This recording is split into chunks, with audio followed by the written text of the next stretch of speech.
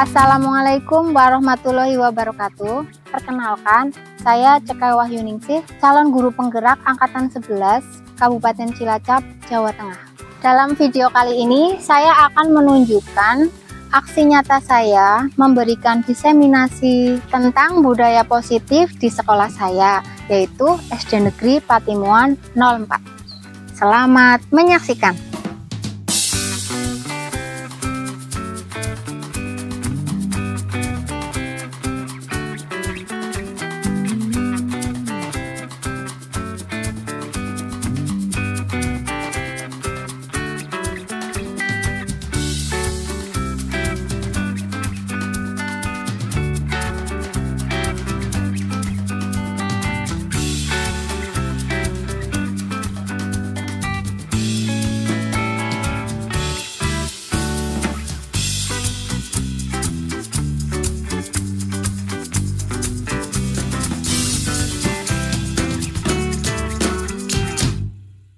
Bismillahirrahmanirrahim. Assalamualaikum warahmatullahi wabarakatuh.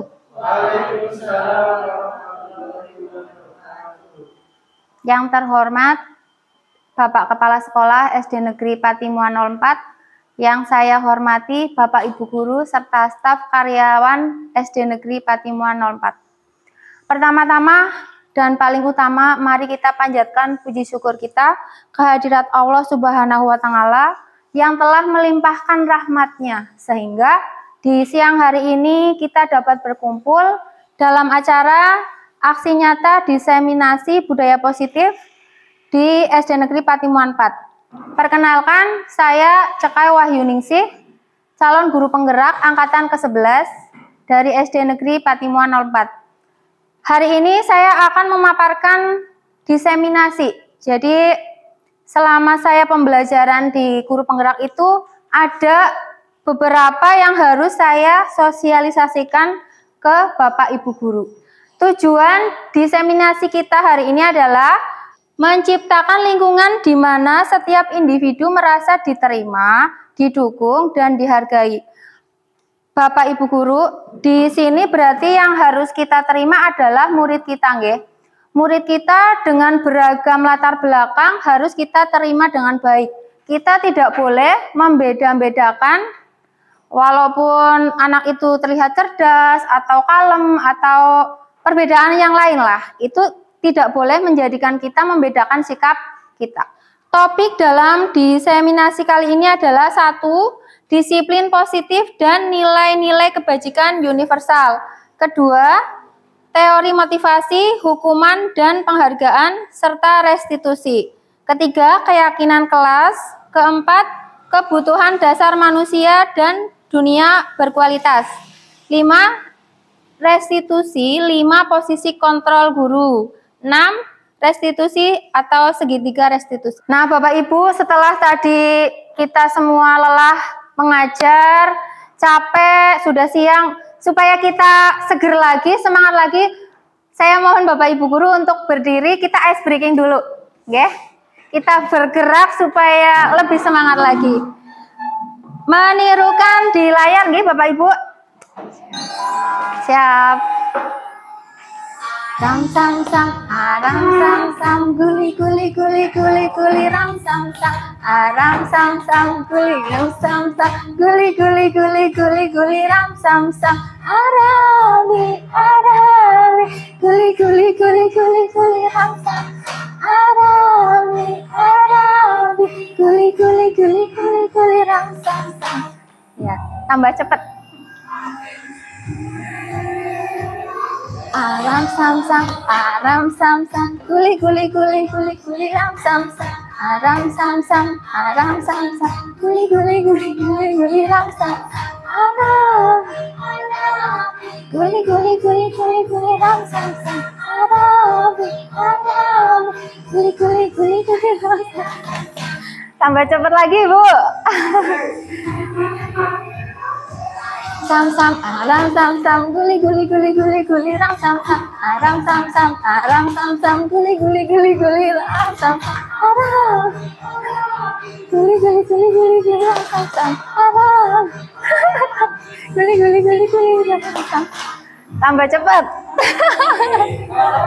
Iya, aram sam sam, guli guli guli guli guli ram sam, aram sam sam, guli guli guli guli guli ram sam, aram, guli guli guli guli ram sam, aram, guli guli guli guli ram sam. Ram sam sam, aram sam. Guli guli guli guli guli ram sam sam, aram sam sam, guli guli guli guli ram sam, aram, guli guli guli guli ram sam, aram, guli guli guli ram sam. Ya, terima kasih. Bapak Ibu, untuk diseminasi hari ini saya mempunyai kesepakatan yang sudah saya buat. Tapi misalkan Bapak Ibu guru ingin menambahi atau mengurangi, boleh. Ya, yang pertama, saling menghormati. Yang kedua, mengutamakan etika. Yang ketiga, peserta aktif dalam kegiatan. Yang terakhir, saling menolong. Monggo Bapak Ibu ingin menambahkan atau mengurangi. Jadi, di setiap kegiatan itu harus ada kesepakatan kelas. Jadi, aturan yang ditaati bersama. Seperti itu. Mas Anton, monggo. Ingin menambahi? Boleh makan minum, boleh. Saling menghormati, mengutamakan etika, peserta aktif dalam kegiatan, dan saling menolong. Jadi dalam budaya positif itu setiap kegiatan ada kesepakatan dan bisa berubah-ubah, bertambah atau berkurang, tergantung audiennya dan tergantung acaranya apa. Seperti itu. Kalau kelas mungkin lebih banyak lagi karena anak-anak kan harus lebih banyak diarahkan seperti itu. Berarti cukup nggih Bapak Ibu? Lanjut. Konsep budaya positif. Sebagai guru yang baik harus memiliki kemampuan dalam mewujudkan budaya positif di sekolah. Budaya positif tersebut dapat dijalankan dengan menerapkan konsep-konsep seperti 1. Disiplin positif. 2. Motivasi perilaku manusia. 3. Keyakinan kelas atau sekolah. 4. Kebutuhan dasar manusia. 5. Posisi kontrol guru. 6. Segitiga restitusi. Nah, teori motivasi perilaku manusia. Di sini lebih menekankan ke murid kita, nggih Bapak Ibu. Apa yang murid kita lakukan itu pasti ada tujuannya dan latar belakang dia melakukan itu kenapa. Ya, yang pertama, untuk menghindari ketidaknyamanan atau hukuman. Misalkan, anak itu berangkat sekolah tepat waktu. Kenapa? Karena takut dihukum. Yang kedua, untuk mendapatkan imbalan dari orang lain atau institusi. Misalkan dapat pujian dari temannya atau dari bapak ibu guru. Kamu hebat, berangkatnya gasik, seperti itu ya. Itu yang kedua dan pertama adalah motivasi dari luar. Tidak tumbuh dari dirinya sendiri. Jadi bisa suatu saat itu berubah ya, karena dari orang lain. Motivasinya dari luar. Nah, yang ketiga yang diharapkan dari kita sebagai pendidik adalah motivasi dari dalam, kesadaran dirinya untuk menghargai diri sendiri. Jadi anak itu atau murid itu menyadari aku harus berangkat pagi karena memang aturannya seperti itu, terus berangkatnya jadi tenang, tidak terburu-buru, ayam gitu intinya. Jadi dia meyakini apa yang dia lakukan itu baik, tidak terpengaruh dapat pujian atau tidak, terus dapat hukuman atau tidak, itu tidak pengaruh. Jadi dari dalam dirinya menyadari kebaikan. Lanjut. Disiplin positif. Jadi tema kita adalah disiplin positif. Nah, yang pertama, disiplin positif adalah menumbuhkan disiplin yang didorong dari dalam diri anak tanpa hukuman dan hadiah. Seperti itu. Jadi kayak tadi berangkat sekolah pagi atau tidak membuang sampah sembarangan. Itu dia itu meyakini kalau sampah itu memang harus dibuang ke tempat sampah, tidak karena nanti dimarahin Bu Cekai atau dimarahin Pak Kus, itu tidak. Jadi dalam dirinya sudah sadar, itu baik, saya harus melakukannya. Seperti itu. Disiplin diri dapat membuat murid memahami dan menyadari berdasarkan motivasi internal ya. Seperti tadi saya katakan, jadi yang pertama dan kedua itu dari luar, yang ketiga dari dalam, bukan akibat paksaan, pujian atau hukuman. Lanjut. Apa itu restitusi? Restitusi adalah proses menciptakan kondisi yang baik, kondisi bagi murid untuk memperbaiki kesalahan mereka, sehingga mereka bisa kembali pada kelompok mereka dengan karakter yang lebih kuat. Restitusi juga merupakan proses kolaboratif yang mengajarkan murid untuk mencari solusi masalah mereka dan membantu murid berpikir tentang orang seperti apa yang mereka ingin menjadi atau tujuan mulianya dan bagaimana mereka harus memperlakukan orang lain. Ini dari Gosen tahun 2004. Ciri-ciri restitusi bukan untuk menebus kesalahan, namun untuk belajar dari kesalahan. Yang kedua, memperbaiki hubungan. 3, tawaran, bukan paksaan. Restitusi menuntun untuk melihat ke dalam diri. Restitusi mencari kebutuhan dasar yang mendasari tindakan. Restitusi diri adalah cara yang paling baik. Restitusi fokus pada karakter, bukan tindakan. Restitusi fokus pada solusi. Restitusi juga mengembalikan murid yang berbuat salah pada kelompoknya. Nah, Bapak Ibu yang saya hormati, tujuan disiplin positif ini adalah bermuara dengan terciptanya profil pelajar Pancasila. Jadi, kita semua kan memakai kurikulum Merdeka, nggih. Jadi, ada 6 karakter yang wajib kita bentuk dari peserta didik kita. Nah, mari kita bernyanyi bersama. Saya kenal lagu ini saat Loka, Bapak Ibu. Sebelumnya saya dengar tapi belum pernah mengucapkannya. Jadi, monggo bareng-bareng. Halo? Bareng-bareng, oke siap. Bareng-bareng gitu Bapak Ibu, saya juga belum hafal.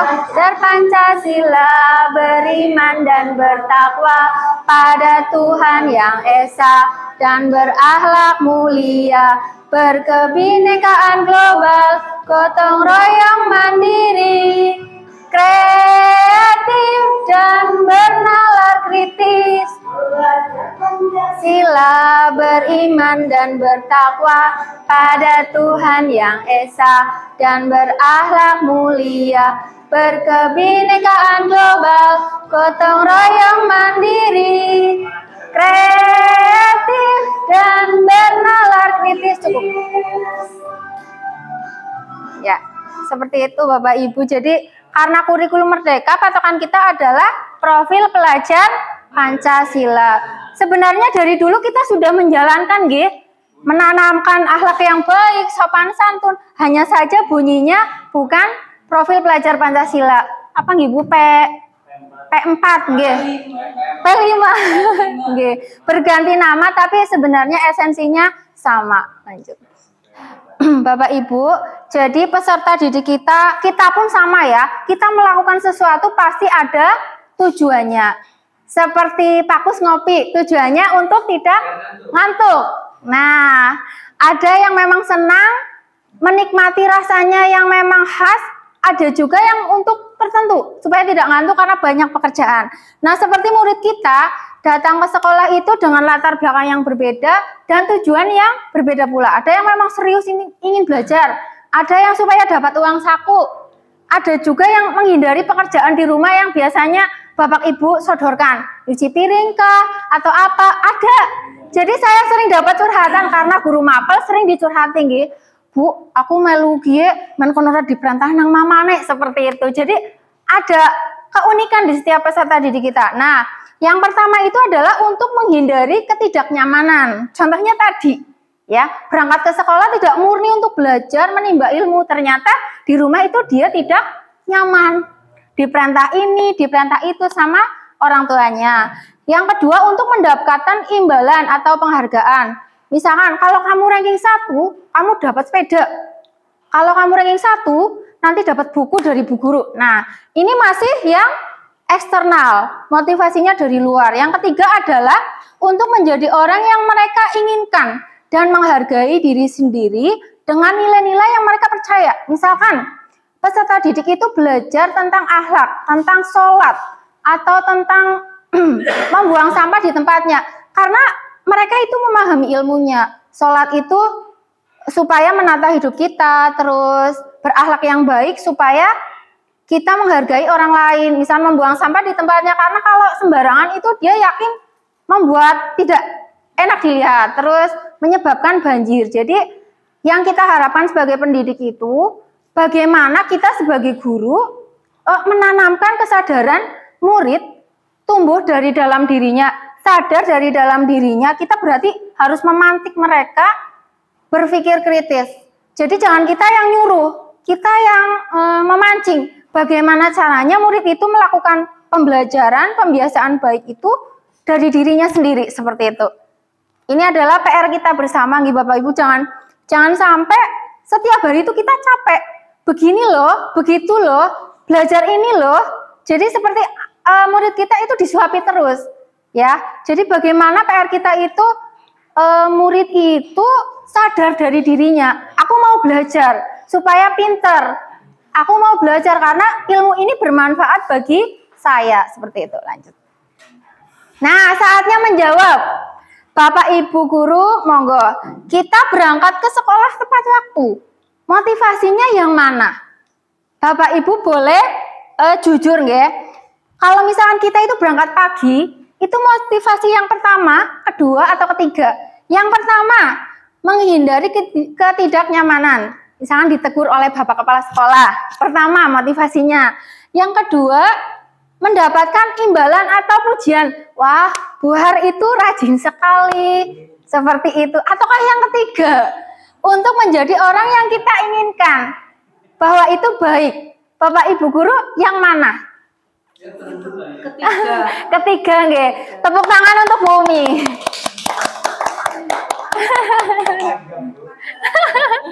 Ya, ada lagi.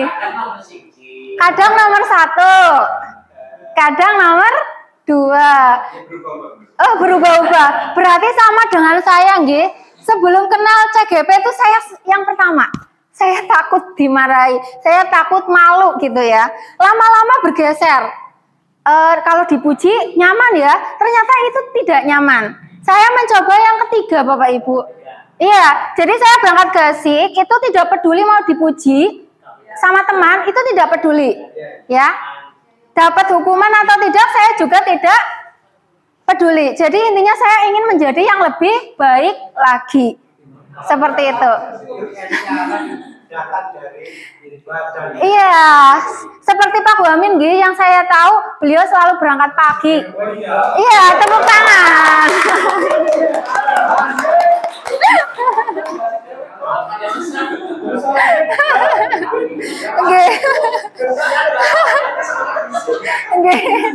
Padahal kan Bapak Kepala Sekolah itu tidak menegur kita nggih, walaupun berangkatnya mungkin telat 5 menit atau apa, tapi kesadaran dari kita memang ingin menjadi teladan yang baik untuk murid.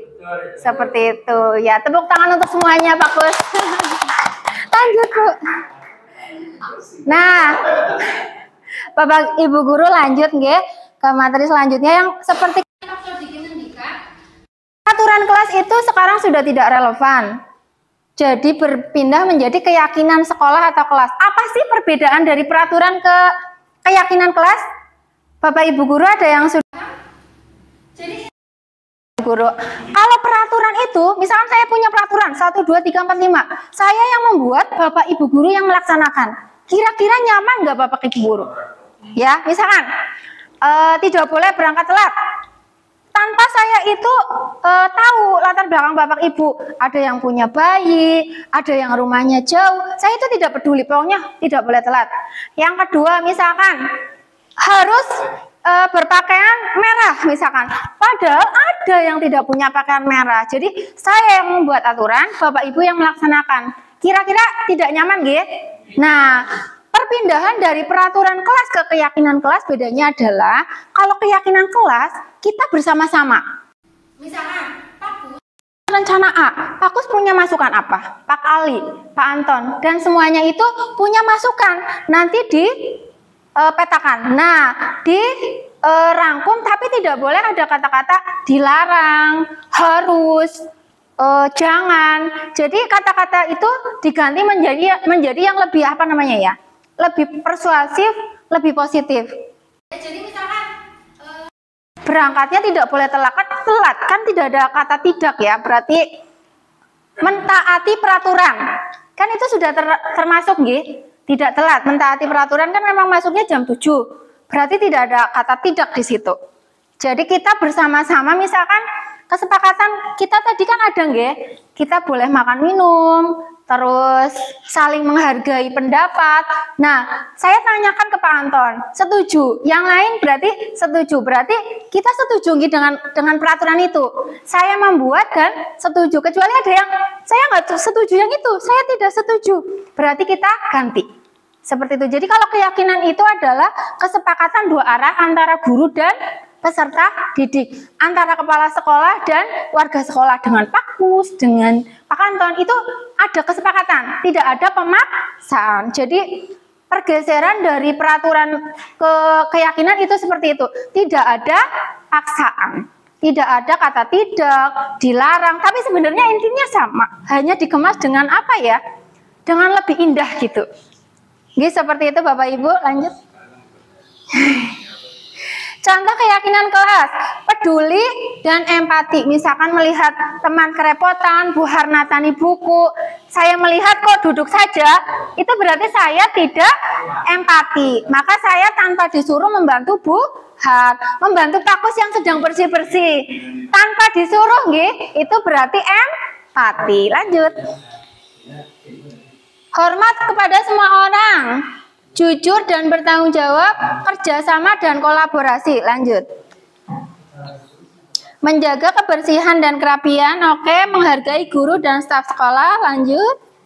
Nah, Bapak Ibu, ini adalah yang sudah saya praktekkan di kelas 6.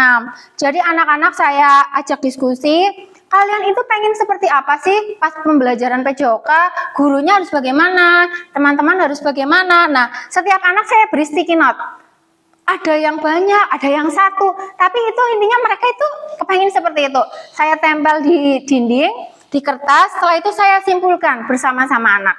Jadi misalkan ada yang suka dibully, tentu saja dia mengutamakan, Bu, tidak boleh membuli orang tua. Terus ada lagi yang tidak boleh berkata kasar. Mungkin dia itu, anak itu sering dikata-kata kasar oleh temannya. Jadi disitulah Bapak Ibu pergeseran dari peraturan yang memaksa menjadi keyakinan kelas atau keyakinan sekolah. Jadi lingkupnya boleh melebar, misalkan di sekolah dengan peserta didik, kalau di rumah mungkin dengan anak, dengan istri atau suami, apapun masalahnya itu bisa didiskusikan. Jangan berlalu tanpa ada kesepakatan seperti itu. Jadi keyakinan seperti ini bisa diterapkan di mana saja. Ada komunikasi dua arah yang di situ ada kesepakatan. Jadi tidak ada pemaksaan dari salah satu pihak. Termasuk di sini adalah penekanannya adalah untuk murid. Bapak Ibu guru yang saya hormati, dari setiap kita itu mempunyai kebutuhan dasar. Adakah Bapak Ibu yang sudah pernah mendengarnya? Kebutuhan dasar manusia yang kita kenal adalah ada 5. Yang pertama bertahan hidup, contohnya berarti kita butuh makan, butuh minum ya. Yang kedua kasih sayang dan rasa diterima. Nah misalkan murid datang ke sekolah itu melakukan kesalahan, kita tidak serta-merta langsung memarahinya. Misalkan dia itu caper ya, mencari perhatian, bisa jadi di rumah itu bapak ibunya sibuk. Atau malah mungkin ada yang ditinggal ke luar negeri. Di sekolah dia caper dengan bapak ibu guru. Berarti dia sedang memenuhi kebutuhan yang kedua. Rasa kasih sayang dan diterima.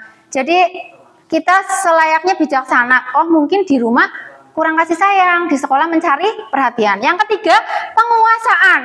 Misalkan kita punya murid yang suka ngatur sama temannya. Bukalah ngatur-ngatur. Siapa sih ngatur-ngatur? Mungkin di rumah dia tidak diberi kebebasan memilih ini, memilih itu sama orang tuanya, tidak boleh, enggak boleh. Nah, di sekolah dia akan mencari, memenuhi kebutuhan dasarnya. Jadi ngatur temannya lah, nakali temannya lah, dia sedang memenuhi kebutuhan dasar yang ketiga. Nah, yang keempat, kebebasan. Kita semua pengen bebas ya Bapak Ibu, tidak tertekan oleh aturan orang lain, tidak dipaksa. Kita merdeka dengan apa yang kita katakan atau kita lakukan. Contohnya, kita mau ke sekolah pakai apa? Jalan, pakai motor. Nah, kita berhak menentukan sendiri seperti peserta didik. Jadi dia itu bebas berekspresi dengan aturan-aturan yang berlaku atau keyakinan yang diyakini. Lanjut, kesenangan sebentar. Kesenangan. Jadi ada anak-anak yang suka mengganggu temannya, ada nggih? Anak laki-laki yang kadang-kadang jahil, Nah, kalau ditanya, kenapa sih kamu ganggu dia? Senang, Bu. Nah, itu sebenarnya dia sedang memenuhi kebutuhan dasarnya, yaitu supaya dia merasa senang. Mungkin di rumah kalau bercanda, terus adiknya nangis dimarahin sama ibunya, kebutuhan akan kesenangannya belum terpenuhi. Dia lampiaskan di sekolah, seperti itu. Jadi, kalau ada peserta didik yang kok kelakuannya aneh ya, tidak rata-rata, kita tiliki dulu, menilik dulu, kenapa anak itu seperti itu? Apakah dari 5 kebutuhan dasarnya dia ada yang tidak terpenuhi? Jadi tidak langsung memarahi, karena memarahi bukan solusi, bukan keyakinan sekolah. Jadi, mungkin di rumah itu kurang kasih sayang, atau kurang sangune, atau berangkat sekolah dalam keadaan lapar. Bagaimana kita bisa memaksa anak paham, memperhatikan sementara dia kelaparan, ya seperti itu. Berarti kebutuhan yang pertama tidak terpenuhi di rumah karena mamanya belum masak atau galonnya habis, seperti itu. Jadi kalau ada peserta didik kita yang kok berbeda ya dari yang lain, kok ini manut, kok ini mungkin seperti ini, kita memahami dulu sebelum memvonis dia itu harus bagaimana. Lanjut. Nah, saya membacakan studi kasus ya, jadi saya mengalami sendiri Bapak Ibu. Kelvin, murid kelas 4, seringkali bertanya saat pelajaran PJOK, baik di kelas, saat teori maupun saat praktek di lapangan. Dia juga seringkali datang ke UKS Bapak Ibu, melihat-lihat. Saya kan sering bawa bekal gitu, kadang bawa roti, kadang bawa jus. Dia itu seringkali melihat ke UKS. Itu real gitu Bapak Ibu. Terus juga dia itu benar-benar tidak melihat saya. Assalamualaikum, dia tidak melihat saya, melihat apa yang ada di meja. Selanjutnya dia mengatakan, Bu, saya haus, saya tidak punya uang. Nah, saya tanya, kamu nggak disangoni? Tidak. Nah, setelah itu ditambah lagi belum lancar baca tulis Bapak Ibu. Jadi kalau di kelas suruh baca bergantian, dia itu bingung dan kadang nangis. Nah, setelah itu juga ada lagi. Dengan keterbatasan yang ada, Kelvin sering mengganggu temannya. Walaupun keterbatasan seperti itu, dia pede ganggu temannya. Bu, Kelvin nakal. Wah, ngapa Kelvin? Gitu tak, Bu? Jadi berarti dia itu kompleks Bapak Ibu. Dia itu banyak sekali kebutuhan dasar yang tidak terpenuhi. Ya, ibaratnya penyakit seperti itu. Tidak bawa uang, lapar, haus, kebutuhan dasar yang pertama. Lanjut, Bu. Ya, jadi dia tidak disangoni dan dia lapar. Jadi yang pertama tidak terpenuhi Bapak Ibu. Ya, tidak. Nah, lanjut. Yang kedua, seringkali bertanya, Bu ini, Bu itu, tanya ini, tanya itu, padahal itu diulang-ulang sampai gurunya itu hafal. Nah, berarti dia sedang memenuhi kebutuhan dasarnya, yaitu rasa kasih sayang dan diterima. Jadi kalau misalkan Bu gurunya langsung, ngapain sih kamu gitu? Jadi di rumah dia tidak terpenuhi kasih sayangnya, di sekolah sama, tidak terpenuhi juga. Jadi sebisa mungkin kita memberikan kasih sayang sewajarnya, mungkin dengan tidak memarahi, dengan senyum yang tulus gitu. Mungkin anak lebih merasa diterima gitu Bapak Ibu. Seperti pengalaman pribadi saya, waktu saya sekolah dulu, saya masih ingat bisa lancar menulis Latin, bisa berlaku sopan kepada orang lain. Itu saya lupa Bapak Ibu guru, siapa guru yang mengajari saya bisa menulis bagus, bisa, intinya yang akademis itu saya lupa. Tapi saya masih ingat siapa yang bersikap baik kepada saya waktu sekolah, siapa yang sering bertanya keadaan atau kabar saya, itu sampai sekarang saya masih ingat. Jadi penting sekali Bapak Ibu, jadi sebagai guru itu tidak selalu akademis yang ditekankan. Nanti anak itu 10 atau 20 tahun bisa dia lupa. Pintar matematika, lupa dia siapa yang pertama ngajari. Dia hanya ingat saya sekolah di SD, saya sudah pintar ini. Nah, tapi kalau akhlak yang baik, perlakuan kita kepada murid kita, itu akan dikenang terus Bapak Ibu. Saya merasakan sendiri, jadi saya dulu kan sekolah tidak pintar Bapak Ibu guru, tapi ada guru yang respect gitu. Karena saya itu jauh dari orang tua, ditinggal babu kasarannya gitu. saya tinggal dengan nenek, pindah nenek sana, nenek sini, itu ada guru yang bersikap respect, kamu sudah makan belum? Terus intinya tidak hanya melulu akademik.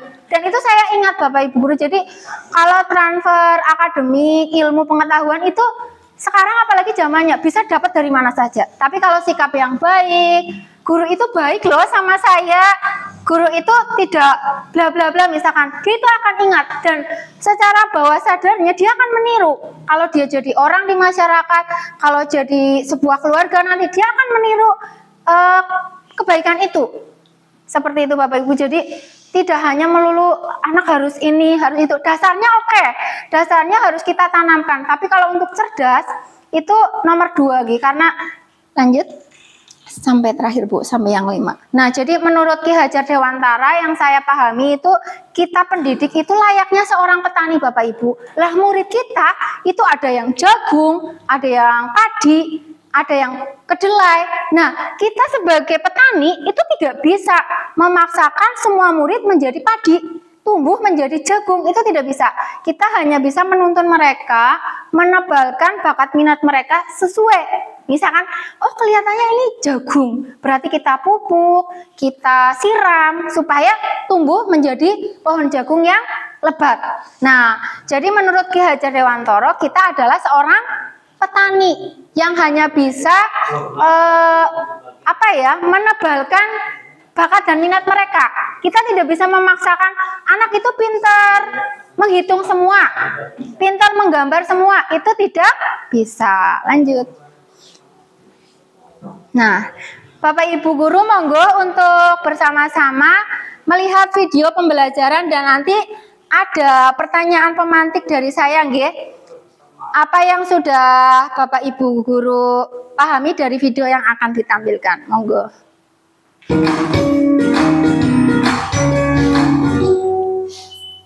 Salam bahagia Ibu dan Bapak guru hebat. Dalam penerapan disiplin positif restitusi, salah satu program yang Gak apa-apa Bu, biar nggak ngantuk, ada video. Kontrol. 5 posisi kontrol dalam restitusi adalah proses perjalanan seorang pendidik agar dapat mengenali. Berapa menit ya Bu? Pada Menitannya berapa? Kita akan membahas tentang 5 posisi Ada 12 kontrol apa ya? yang dikembangkan oleh Diane Dawson dan contoh penerapannya. Kalau yang nggak ada gambarnya ya? Ya udahlah biar itu aja. 5 posisi kontrol itu adalah 1. Posisi penghukum. 2. Posisi membuat perasaan bersalah. Ya nggak apa-apa sih Bu. Nanti saya ngekat yang di omongan saya, kalau ini tetap posisi pemantau atau monitor. Dan 5. Posisi manajer. Untuk lebih memahami 5 posisi tersebut, mari kita saksikan kasus Naren yang terlambat hadir 20 menit di sekolah dan nanti diisi ya Bu. kelima posisi kontrol. Nanti sebagai apa, nanti saya pandu. Nanti saya pandu Bu. Nanti setelah selesai video saya tanyanya. Ini kan Pak, ini Kasus yang pertama itu Bapak Ibu. Sini kamu. kayak gitu. Selamat Ibu. Selalu terlambat. Kamu deh pasti terlambat. Maaf Bu, Sudah ada ya. saya Apa? Apa coba? Alasan kamu apa lagi? Kapan sih kamu tidak terlambat? Malas sekali kamu jadi anak. Oh sudah nggih? saya Sudah. Dasar pemalas. Gak kapok-kapok sih kamu. Sudah berapa kali terlambat? Sana, kamu keliling lapangan basket 2 kali. kenapa saya harus ke lapangan basket Bu? Kenapa? Kamu mau lagi Bu? Berani-beraninya jawab. Sudah terlambat, masih berani jawab enggak? Sekarang, keliling lapangan basket 5 kali sekalian. Biar kapok. Cepat. Pergi sana ke lapangan basket. Posisi penghukum biasanya berbicara dengan nada tinggi, menghardik, menunjuk-nunjuk, menyakiti, dan menyindir. Hukuman bisa berupa fisik maupun psikis. Ibu dan dan Bapak Guru hebat. Dampak yang terjadi pada murid ketika guru berada pada posisi terhukum. Bu, sambil minum Bu Siti. Oh, ada. Di mana? Oh, baik. Oke. Bu, geser Bu, pengen duduk. Enggak apa-apa. Video yang kedua Bapak Ibu.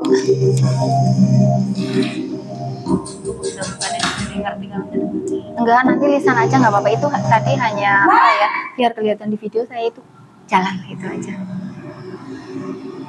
Selamat pagi Bu. Naren, kamu kenapa terlambat lagi, Nak? Ya Tuhan, Naren. Kamu sebenarnya bikin susah ya? Kalau kamu Udah rubah Mas Angga. Iya. Nak, disangka ibu bisa membina kamu. Duh, gimana ini? Maaf Bu. Gusti Naren. Kamu suka ya kalau ibu tegur bapak kepala sekolah? Terus, sekarang ibu harus tulis apa ini di buku absen? Ini kamu sudah sering terulang. Keluyurannya banget. Ibu harus apa coba? Maaf Bu. Maaf sekali. Ya sudah, lain kali jangan bikin ibu susah lagi ya, Nak ya. Ibu tidak akan ngomong gini terus. Bisa jantungan kalau ibu. Maaf ya Bu. Maaf sekali.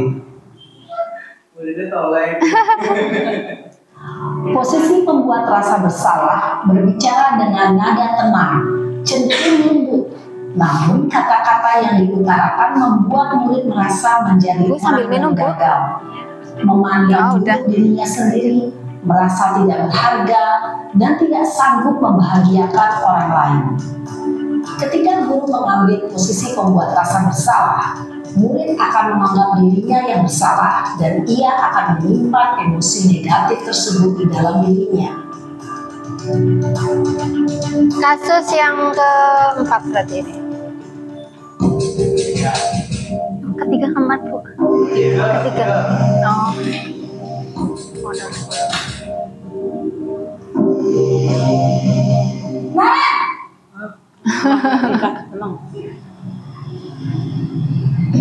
Selamat pagi Bu. Wah, sudah jam berapa ini, Nak? Terlambat lagi ya, sayang. Iya Bu. Habis ibu saya belum membangunkan saya Bu. Kamu malah menyalahkan ibu kamu. Kamu bukan anak yang kencang. Kok terlambat sih? Iya Bu. Saya Bu Siti, boleh ke sini, Bu? tadi. Jadi biarpun saya lari kencang, tetap gak kekejar Bu. Ya sudah sana, nanti lain kali larinya lebih kenceng lagi ya. Biar gak terlambat lagi. Bikin senang ibu, demi ibu. Bisa kan? Bisa lah Bu. Ya sudah sana masuk kelas. Ibu beresin urusan absen kamu. Kamu ini ada-ada saja. Dalam posisi teman, guru berbicara dengan nada suara ramah, akrab, cenderung bersenda gurau untuk menjaga suasana tetap santai.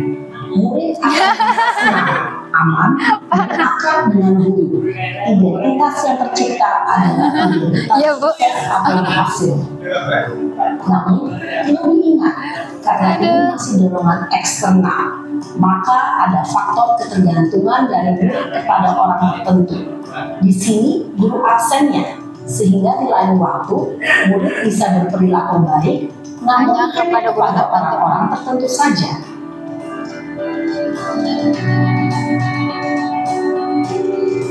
Keempat.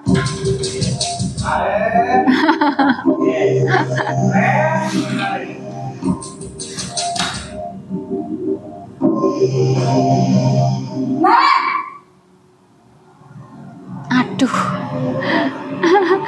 Selamat pagi Bu. Naren, apa peraturan sekolah kita tentang jam berapa kita harus masuk sekolah, Nak? Kita harus di sekolah jam 7 Bu.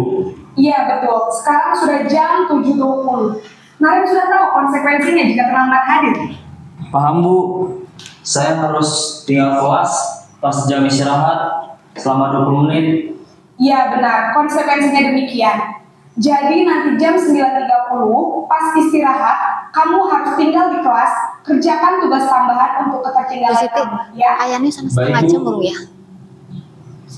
Di sana.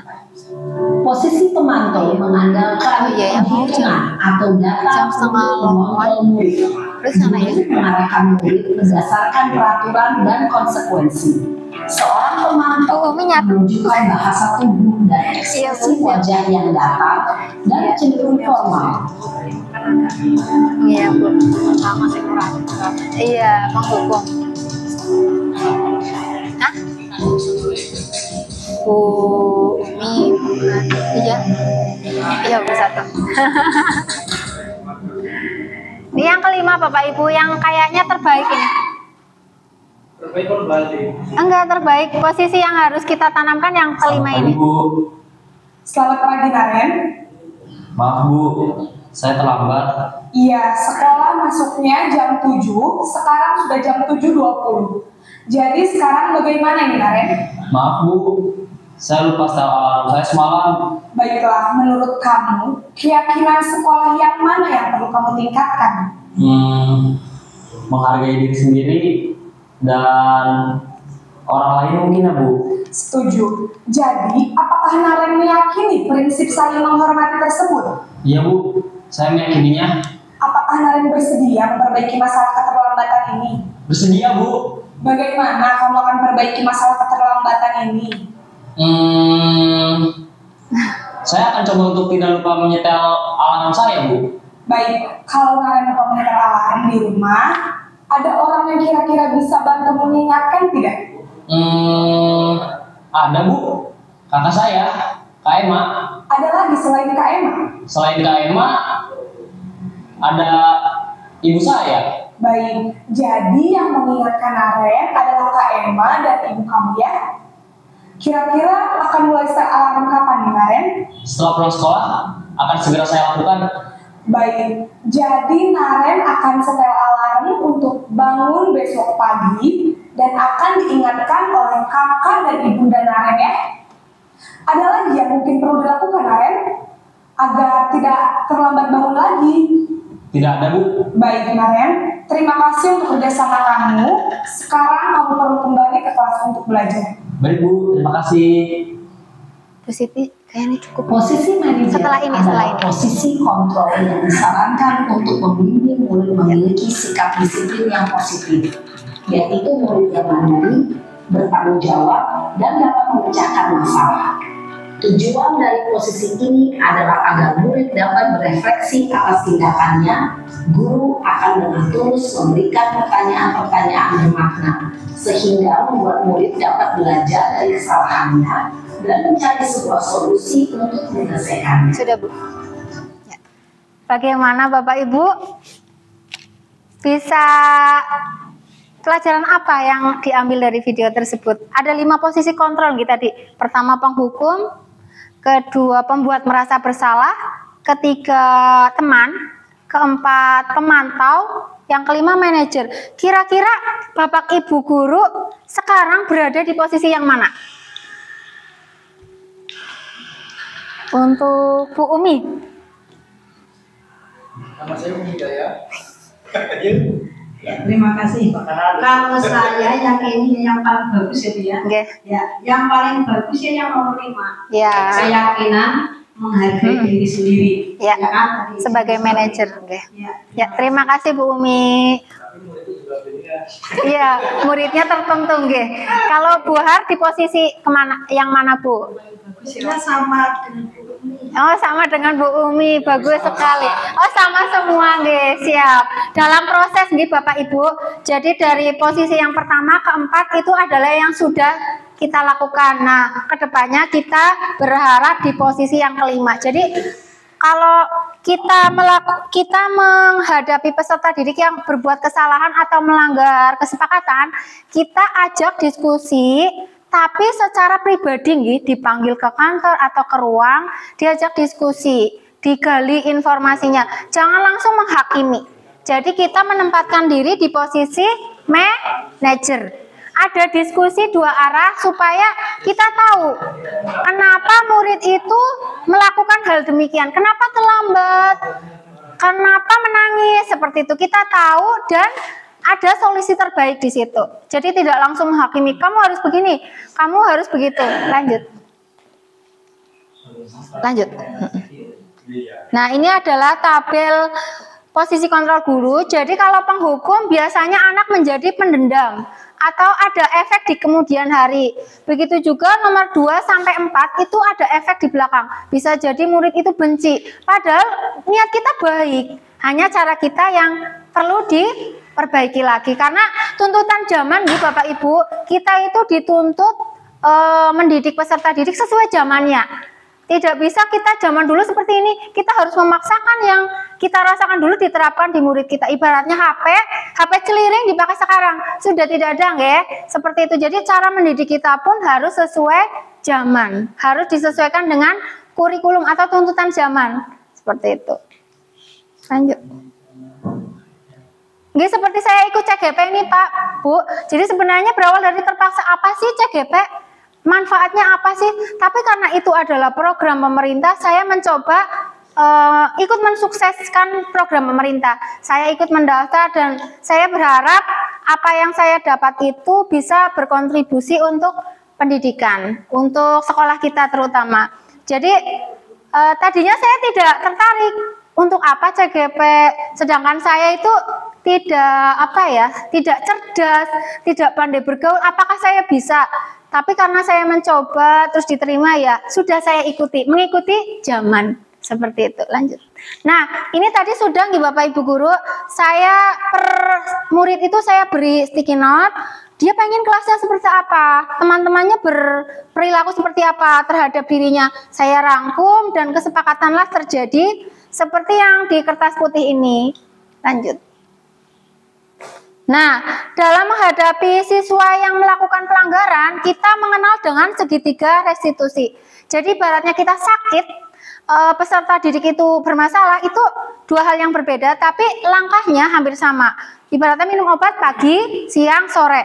Kalau kita menghadapi murid yang bermasalah langsung menghukum, langsung memarahi, maka dia tidak tahu kenapa dimarahi, kesalahannya sebenarnya yang mana, dan bagaimana harus memperbaiki ke depannya. Nah, solusi dari permasalahan kita dengan murid di sekolah adalah dengan segitiga restitusi. Yang pertama, kita menggunakan penstabilan identitas. Jadi dari misalkan anak itu membuat kegaduhan, kita panggil, kamu itu gaduh, melakukan kesalahan, tujuannya apa? Nah, kalau dia sudah menyadari kesalahannya, kita ajak diskusi. Kamu ke depan mau seperti itu terus atau mau berubah? Keyakinan kelas kita bagaimana? Apakah baik kamu melakukan itu? Teman-teman kamu bagaimana perasaannya? Jadi kita ajak diskusi. Ya, ini berlaku untuk kelas 1 sampai kelas 6. Apapun masalahnya Bapak Ibu guru, itu bisa diselesaikan dengan ini kecuali kriminal, terus pelecehan, itu tidak bisa dengan ini. Tapi kalau kasus keseharian seperti datang terlambat, tidak mengerjakan PR, berkata kasar, itu masih bisa dengan ini. Ya, dengan mengajak diskusi. Ya, dari hati ke hati. Tapi kalau yang sudah kriminal itu tidak bisa, harus ke yang berwajib. Jadi yang pelanggaran yang seperti biasanya kita hadapi dan kita marah-marah, kita bisa merubah posisi kontrol kita menjadi nomor 5 dan mengajak diskusi. Lanjut.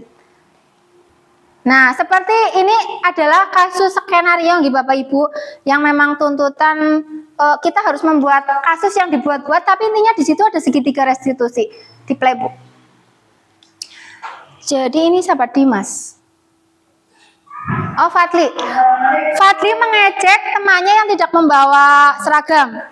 Terus temannya itu nangis, marah. Nah, saya itu menerapkan segitiga restitusi. Ada di situ ya.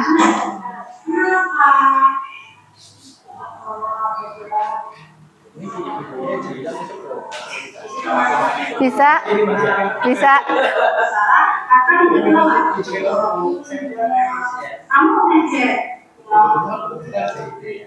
Siap, Mas Anton. Ya, biasa. kesalahan itu wajar. Tapi kamu senang tidak? Nah, jadi menurut teman itu salah apa benar? Jadi kita bertanya nggih Bapak Ibu, dia kan sudah membuat keyakinan termasuk Fadli, sudah saya ajak membuat kesepakatan. Seneng, ngejek tuh seneng. Tidak. Walaupun hanya skenario, tapi intinya menerapkan diskusi dengan anak, tidak langsung marah-marah gitu. Kamu akan bagaimana mengerti sikap kita sudah minta maaf belum berapa sudah dimakan. Alhamdulillah. Berarti ke depan kamu harus bagaimana? Bu Siti gak sadar gue video menyakiti orang lain. Kamu sudah menyadari kesalahan kamu dan kamu sudah tahu bagaimana. Setelah itu kan ada video kedua ya Bu, di next aja ya. Yang ini gak usah dibuat. Terima kasih. Sekarang boleh istirahat. Ya, ya Bapak Ibu, ini hanya skenario, tapi saya berusaha untuk menerapkan ilmu yang saya dapat. Jadi tidak ingin kopong lah bahasa kasarnya. Saya dapat ilmu dari CGP itu sangat-sangat bermakna. Jadi bukan saya itu lebih dari Bapak Ibu guru. Bapak Ibu guru lebih hebat dari saya, lebih jauh jam terbangnya. Tapi kenapa saya berdiri di sini bukan untuk menggurui, tapi justru saya yang harus banyak belajar. Makanya saya di sini untuk belajar dengan Bapak Ibu guru. Saya mencoba menerapkan segitiga restitusi di kelas-kelas saya. Karena permasalahan di saya hanya misalkan tidak membawa seragam atau terlambat atau belum makan, minta izin makan dulu. Jadi masih terkendali. Bukan yang kriminal mencuri uang seperti kasusnya siapa itu ya di sekolah lain. Nah, jadi masih standar. Jadi saya tidak perlu marah-marah. Gitu. Lanjut Bu. Ya. Pantun ya. Nah, Bapak Ibu guru, salah satu oleh-oleh saya di CGP adalah berpantun. Jadi kalau ikut CGP insya Allah jadi banyak pantun. Refleks itu berpantun. Nah, saya minta cakepnya nggih Bapak Ibu. Nah, oh cantik nggih. Lapak kayu terkirim ke Somalia. Sang kekasih pun mengiringinya. Bapak Ibu guru hadirin semua, terima kasih atas kehadirannya.